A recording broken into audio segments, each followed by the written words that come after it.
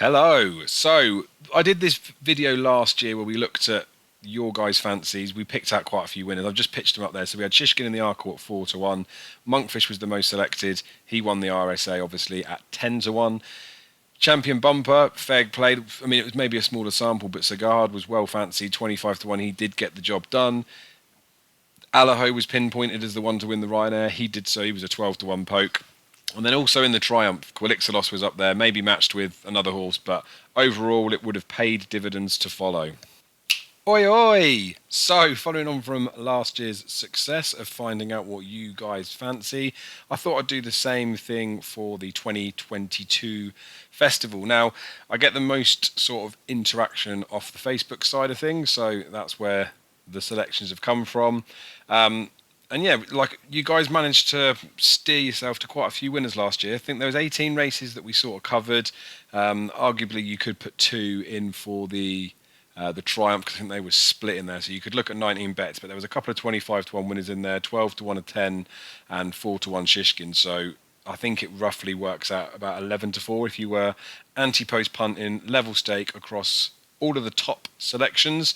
And yeah, so like I'm not saying this is what I'm recommending. I'm not saying watch this video and lump on all of the ones that have come out of the highest vote, but it does give you a bit of a feel towards the market. There may be some names in here that you don't recognise or you haven't got on your radar for these particular races, and there may be some that you look at and think, well, that's fairly obvious given the price, but maybe if there's a few that look I don't know, they look like potential sure things and enough people fancy the same.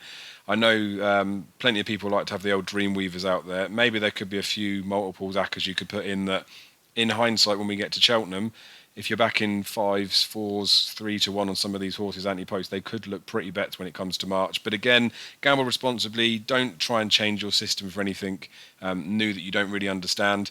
Obviously, I try and explain as much as I can with the anti-post betting, the style and the way that I do it. That's not to say that is necessarily the best way, but I do know that it's taught a few people some good habits. And that's worked out well. I'm just going to, before I go on to the Supreme bit, just again mention, I'm trying to mention this as much as I can at the minute, just because not everyone that follows will watch every video, but I'm not really anti-post punting this season. And when I say really, like I'm not anti-post punting this season. I've got a few reasons for that, which I mentioned in my sort of first video about the National Hunt season this year.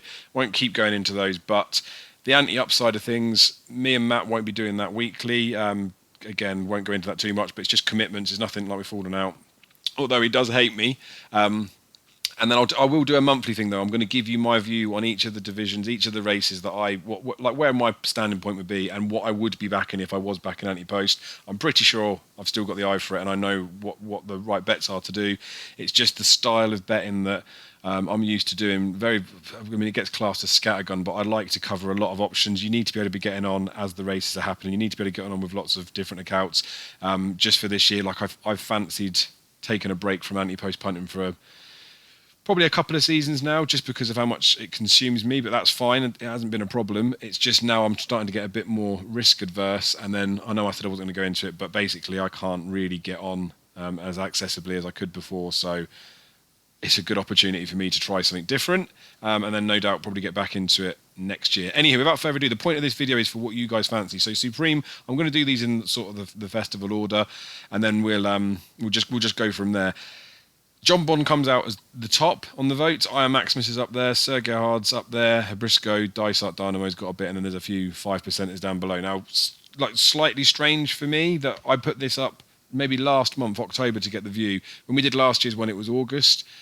I'm very surprised that no one was putting Kilcrut up. Now, I know obviously William Mullins has come out since and made some comments about it. Now, I'd caveat that with pinch of salt. We don't know for definite how things end up. Like, look at Appreciate It last year. Admittedly, there was a small percentage of people that thought he might go Supreme, but I think most people thought he was a Ballymore Albert Bartlett horse.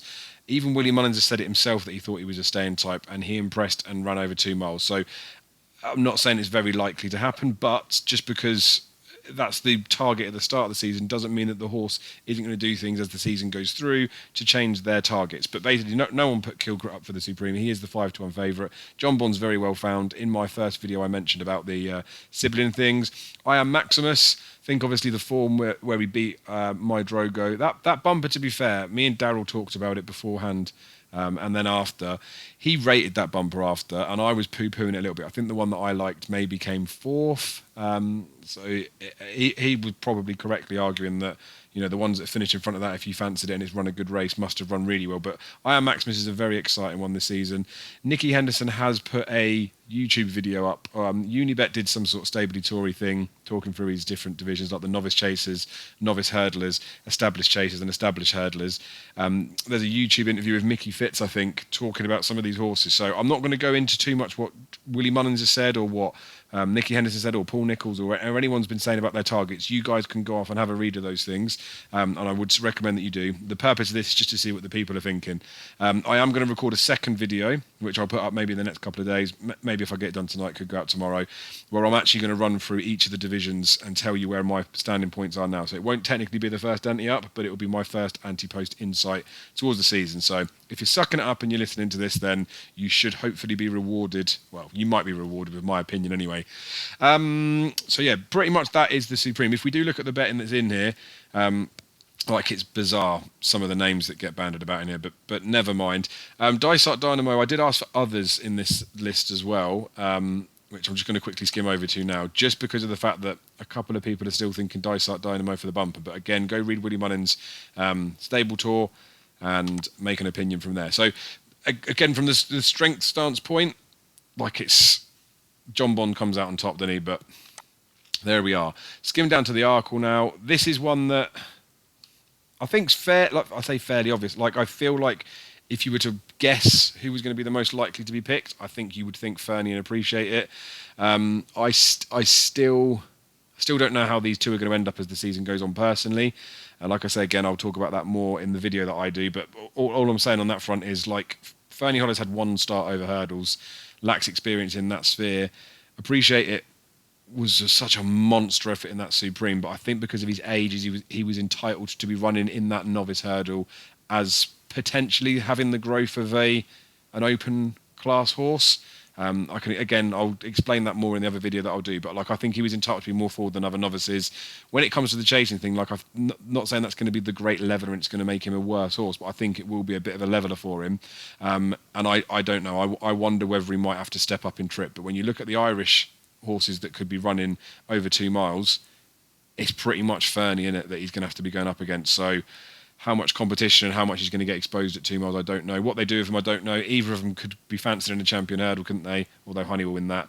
So yeah, it's expected where it would be. I can't really say too much more than that. Again, as the stance goes, more people are fancying Fernie than Appreciate It. We'll see how that comes out at the end of the season. Champion hurdle, again, I want to say it's obvious, and it probably is. Honeysuckle is landslides. Legitimately, especially now Fernie Hollow and Appreciate have been announced that they're going chasing, there really isn't much in behind that's going to threaten Honeysuckle from what we know. You've got Xana here and you've got Quilixos. Now Xana here looked like he wants further anyway. Typically 5-year-olds after they've run their juvenile campaign Appreciate a step up in trip in time. I can't have Sharjah, but he's run well. He'll be the obvious maybe each way one, wouldn't he?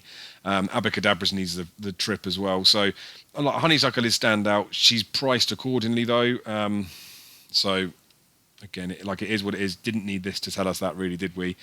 Mare's Hurdle, didn't really shock me, but I was semi-surprised by the way that this was split, really. But as it stands, Echoes in Rain's the most fancied one here. She Wears It Well is second in command. Tell Me Something Girls up there. And then there's the likes of Brandy Love, Concertista, The Glancing Queen. I won't allude to the one that I fancy for the Mare's Hurdle at a price if I was back in Antepost. Can't take full credit for that. A pal put me on that, but we're in that. Why is Fury Road even in the Mare's Hurdle betting? Jeez, Antepost punting. National Hunt Chase. Again, I feel like before we look at it, this should be fairly obvious where they'll be which ones would be prominent.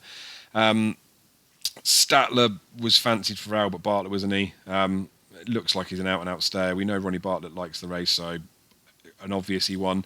Ron Wild Fred, the second season novice stuff, didn't make it to the festival, was well fancied there. Again, fairly obvious he won. On the ropes, I know he's dropped down a little bit here. The sorting of here is a bit weird because of the rounding, but on the ropes, Dicky Diver, Gars de Serra there. Now, Dicky Diver is an interesting one because they were going to go for, well, the thoughts were, and wise guys were punting Dickie Diver for the National Hunt Chase last year, weren't they? That was technically the plan they were going for. Again, second season novice, so I sort of can kind of see that. Oscar Elite Guards to Serve, for me, wouldn't particularly be on my sort of radarish for it, but again, market's sort of dictating where we are with that, and yeah, we'll see how that one pans out. Moving on to the Wednesday, the Ballymore, it's not quite a Bob Ollinger of last year, and I don't even think Bob Ollinger was the most fancied in the Ballymore. I can't remember. I think maybe Appreciate it might have been steered up there. But anywho, Ballymore for this year, Kilcrut, everyone was jumping on him for that. And I think this is the point to make, that over the summer and like from last season and the way the people are looking at stuff, I think because Kilcrut got beat by Sir Gerhard, everyone was thinking he would step up and Sir Gerhard wouldn't. Whereas I kind of, my stance was really that, again, I'll delve into this more when I do my own video, but my stance was more that Kilcrut was the best horse at Cheltenham and got beat. And not saying that's literally what everyone's thinking, but I would have thought if Kilcrut had won the bumper, more people would have fancied him the Supreme than the Ballymore. And I don't know, maybe this was, I don't know. It's like, it's not too small a sample. There's quite a few people that had selected in there, but for whatever reason, Willie Mullins is suggesting that he won't go there. But as I said at the top of the show, that, you know, things can change, things happen across the season, and we'll see how they go. But this way that stands there, Kilcrut would be the 40% poke, but doesn't look likely that's the way he's going to go. But as I say, it could happen after. Journey with me, Jerry Colomb, I am Maximus. So I am Maximus again, like sort of kind of split with where the target could be in views. And then there's a few other bits that are pandered about in there, but it's nice when you see some of these names repeated in the novice divisions, because Appreciate It was picked up in the Supreme, the Ballymore and the Albert Bartlett last year. Like the classy ones tend to pop up all over the shop. Also on the Wednesday, it's the RSA, isn't it? But we'll call it the Festival Novices Chase just to keep the world happy. Now, Galopin de Champs, again, because I've done this in October, I wonder how much the markets maybe influence people's views. But anywho, Galopin de Champs up there.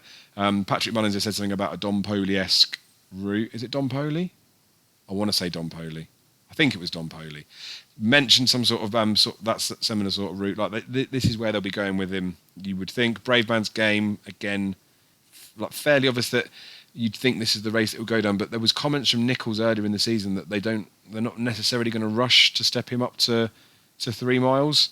I guess things will be decided nearer the time when they see what the depth are for each of the races, and probably where Bob Ollinger goes. But I can see why he's up there. Gallard de Mesnil is just like a slightly strange one for me, but I get why people might like him.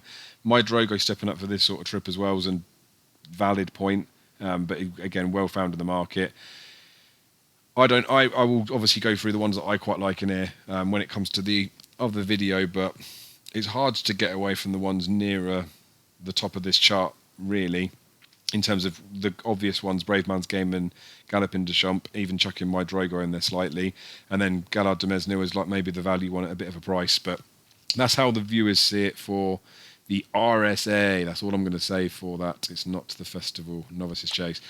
It's the Queen Mother as well. I know that it is the Champion Chase. Nicky Henderson, good old boy, was saying, well, why wouldn't it all be about Cheltenham? It's literally called the Champion Chase. It is the chase of the season, isn't it? But the views in this, again, like you could probably call this before the festival last year, unless Chacon Poussoir had won, of course, that Shishkin and Ergamin were going to absolutely swamp it. I think someone did put Chacon Poussoir in that hasn't been added into the charts in here, but he would have been a 5%er anyway, so we'll just mention that rather than take into consideration. But yeah, Shishkin looks all over a Champion Chase. Has got the line in from the Supreme and the Arkle. Now, Energamine was another one of those horses for Willie that I think maybe he saw him being a horse that was going to run over a bit further. Willie hasn't won a Champion Chase yet, has he? And Chacon, I don't think, really liked the hill. So you'd think that Energamine would be more geared towards this. Be interesting to see how they go this season. Hopefully we get the big dogs there. But like I do think Shishkin is the right favourite. Probably being the same sort of price as Honeysuckle, and the depth and stuff that's got to go in there, you could like potentially argue that he might be a tiny bit skinny, given how far out he is, etc., etc. But he was a monster last year, wasn't he? So it is what it is. Cross country, we didn't get too many inputs on this, which is no bad thing. Balco de Vlo's come out. I think maybe we got 4 votes, 2 for Balco, 1 for Ajas, 1 for Tiger Roll. Maybe a crazy wild poke on that. Don't want to dwell on a race like that. Champion bumper, again in the others, we might have something in there. A couple of people mentioned American Mike, so he's probably well found now. Dice Up Dynamo, like I say, was added by a couple of people in here. Go check Willie Mullins' stable tour for what the plans are for that horse, but we can slide off away from that. Marsh Novices Chase should be landslide for Bob Ollinger, shouldn't it, really? Because again, he looked unreal, and I think the nicer ground really does suit him. Obviously, a lot's going to depend on what does happen with Appreciate It, whether he does end up stepping up in trip, or whether Fernie decides to step up. Like I would imagine of the two, you're more likely to see Appreciate It step up, but I don't know. Again, Supreme Winners Arkle is just the tried and trusted route in it. You're looking at some of the horses in behind as well, like Classical Dreams going to stay over hurdles, going for the stayers. Again, like I said, I don't want to delve into too much of what plans and stuff have come out there. You can find out yourself, but you'd know most of these things anyway. But maybe 3-1 Bob for the Marsh isn't too bad a price when we piece it against Shishkin for the Champion Chase, because Shishkin's really main danger is the Nergamine. And we know probably that's the target he's going to go to. It's just whether he makes it there, etc., etc. The Marsh Novices Chase, Bob's a 3-1 poke. Appreciate It would be the biggest danger, I would have thought. Maybe you could chuck Fernie in there too, but Appreciate It be the biggest danger, and he's most likely to go for the Arkle. So when you're looking at it from a price and potential value perspective, like I know we haven't seen him jump a fence yet, but 3-1 I don't think is really too short a price. But again, I'm not Antepost punting, and I wouldn't be advocating like lumping the shorties. But I don't know, you've probably all got the perms up anyway. Ryanair last year, Allaho was put up 12-1, not quite the price this year. He's a 7-2 poke. It was a standout performance from last year's festival, wasn't it? Very brave of Rachel for the first time to ride Allaho, to do what she did on him. I think what happens over the season may dictate how he gets on in the spring. The trip was bang on for him, wasn't it? But again, he's come second in Albert Bartlett, and he's come so close in an RSA too that he does clearly stay. And I don't know. I wonder whether an extra year under him is going to make him a stronger stayer. Obviously, he might not really lose some of that pace, but he's not going to get it the way that he got it last year up front. I wouldn't have thought. So I can see why he's the most likely one that's in there. But we know how the Ryanair gets every year. Like, you could have an opinion of it on the day of the race, and you'd probably still get a bit of value about it. So we had the time, didn't we? We were in Dassault was going offshore. Allaho could be in that sort of mould. Like I said, we'll see how things go across the season. Envoy's the one that people are pinching in here as well. But again, like, it's the order in the market, really, isn't it? And then Energamine, I get that again, because we don't know where he'll end up going. And then there's lots of horses underneath that could be in and around there. So that's sort of your guys' view on there, and a little 2 penneth from me.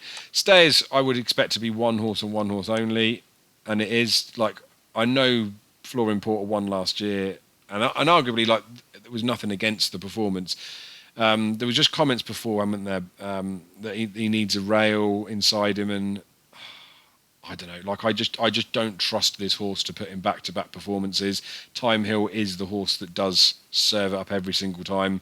I think he's the rightful favourite. The big one there, isn't it, is Classical Dream, given what he did at Punchestown. And his Supreme win was monster as well. So, like, again, you can see why he's there, and you can see why they have to give a bit of price on Time Hill. And I know a few people were on Time Hill at bigger prices than this from before, but like, it's a confirmed target. They're aiming for it for him. I can see why he's the most popular selection in there, to be fair. What's the next we're going to get? Mares Novice Hurdle. Like, I think a few people chuck this in there, like, sneakily, but anyway, Glens of Antrim's in there. That's bred close to, I think it is Gypsy Island, isn't it? And then obviously ran last year in here again. Did she not win first time up? Or did she come second behind a good thing? This is how woeful I am. At least I'm having a look while we're recording it down. Well, yeah, it was behind Statler was the performance, because I remember back in Statler and they liked Gypsy Island, but the comments from Willie was it's going to come on. So yeah, second season Novice, there was form to begin with, like you can see behind those sort of ones. Yeah, sorry for wasting time there, but yeah, you can see why that's there. 20-1 poke as well, like I don't think it's too bad. LS Bell, obviously the bumper form looks good. She looks the classy one. But yeah, well, I'll move on to my thoughts on that on another one. But you've pretty much got it there, haven't you? Like, I thought Glens of Antrim had actually lost their maiden tag last year. Well, I was debating it anyway. Yeah, could be a little bit of a poke at 20s, couldn't she? Triumph. Oh, there's one interesting one I'll mention in the Triumph, because although I just asked for the form as it was, did get a little bit of extra comment from, I think it was Ben Payne. Name drop. So look, you can see the split across here. There's like lots of horses that are potentially fancied. I know Gentleman Joe, that's gone to Rob Kerr. I think there's been a few things that I've been sent and that I've read where they're talking about this one, and that he's worth a poke from a while out. So of the ones that are towards the front of the market, he's the one that's been sent to me more than others. Phil Dorr obviously ran at the weekend, was very impressive. So probably people may not have had him on the radar before then, but it is now, and we're trying to get this in early. Gaelic Warrior is an interesting one. That's the one where it was mentioned that they think this is the best horse that Riki's bought since Duvan. But like, there's lots of these sorts of talks that come out in there. So there's a few that are potentially interested in there. It's one that I struggle to have an opinion this far out on, which you'll find out in the next video. I'm going to try and keep my trap shut on this one, because this has been the closest I've been to smashing up an Antepost bet at Cheltenham. So the market within here, look at Kilcret. Similar with Appreciate. Like Appreciate was or well found in the market for all three novice hurdles last year. Like Kilcret's 12-1 for the Albert Bartlett, almost by default probably, isn't he? But it just goes to show where horses might be going, or at least where maybe the money's been going for a few of them. I think people have backed Kilcret for Ballymore, maybe Albert Bartlett pre-season. Maybe that's why he shortened up. Anywho, Holiday Games obviously came out, did a job. Doesn't look the quickest of horses, but can lengthen nicely. Again, John Bond's in here, second favourite for a Supreme, and then joint second fav for an Albert Bartlett. That's just the way this race tends to go. And then there's a few other ones that I liked in there. Journey With Me is the one that's 16s, you can see found on the screen. Let's be clear about it. It's another one that's up there, 33, so a big price one in there. But we know with the Albert Bartlett, like, you can pick this horse on the week and you can get something at a monster price. I've put up a few of the Albert Bartlett winners, to be fair, blowing my own trumpet. But I backed Kilbrickenstorm when he won at the December meeting. Backed him for the Albert Bartlett at 25s. He was available at 50s on the day, so mugged myself royally there. Gold Cup, we'll look at this now. Gold Cup's another one that it's very hard for me to ever have a really strong opinion, because it is the creme de la creme. I've had a strong opinion on a couple of occasions, and fortunately it's once has paid out all right. This time round, obviously Minella Indo will be trying to regain the title, or retain. A Plutard may be a bit of an unlucky loser, but I don't know, tactical game win it. But they're towards the head of the market, and they're towards the head of the selections here, so you can understand that. Chantry House has got the beautiful perk of only really had the bad run, or the beaten run, in the Supreme. Horses that have placed in the top 3 of the Supreme that have run in the Gold Cup, like I think it's maybe since 2000, like they've all won, or most of them have won. Like, there's a really good record in with that. Obviously, he was so impressive at Aintree as well. We'll just have to see how things go with him, but like, he looks like a potential Gold Cup tick in the box type of horse. And then in terms of the other ones that are fancied in there, someone did put up Fiddler in the Roof, and this was before we ran in the Colin Parker. He's going to maybe go for the Hennessy. Who knows? Like, I reckon he's got the scope that he could potentially stay, but I know a lot of people are against that. And then there's a few other names and stuff that are banded about in there. Champ, I think, did get a bit of a mention for the stayers as well by at least one person. But yeah, it's a picture that, like, this doesn't necessarily surprise me. You got the first 2 from last year. There's no real reason to want to really take either of those on as it stands. Chantry would be the one, not even from left field, but the one off there. And like I say, it sort of ties in with the way the market's in there. Mare's Chase, I think, is going to be the end of it. And I don't know how strong an opinion people had in this one, but Ellie May was the landslide fancy. Sort of been there, done that. 9-2 probably isn't an horrific price. I don't really know what else we can say about that one. So I guess of the real fancied horses that are in here, they did all right last year. It's this again. This isn't so much steered as a video for you to say, right, look, these are what's fancy in these races. Go back them, go stick them all in some sort of crazy monster bet. But it is just handy to have a view of what people are thinking of, like similar stance in there. And obviously this is like a snapshot in time of maybe, I know we've got a little bit of the season that's run, but pre-season where views were and then how things change as the season goes on. So it'll be interesting to look at this, to review going back. As I say, I am going to record one where I go for each of the races and tell you my stance on it and what ones I would potentially bet. So apologies that it feels like I may be not saying it in here to be deliberately awkward just to get another video out, but that's not the point. I just don't want to take away from this that this is the people's choice, and I don't really want to be talking about some of the ones that are more prominent in these betting that I may say something that's going to put people off. And again, I'm not suggesting you bet on these, but I know people might want to, and the last thing I want to do is have this that's got a clear-cut case for certain horses and then me to say something that would put people off, because it's sort of counterproductive. But you can watch this, you can watch the next video, and then you can match the two together. You'll get the same end result. But that's pretty much it for this. So thanks as always for your guys' support. Looking forward to the season as it goes on. And yeah, be lucky.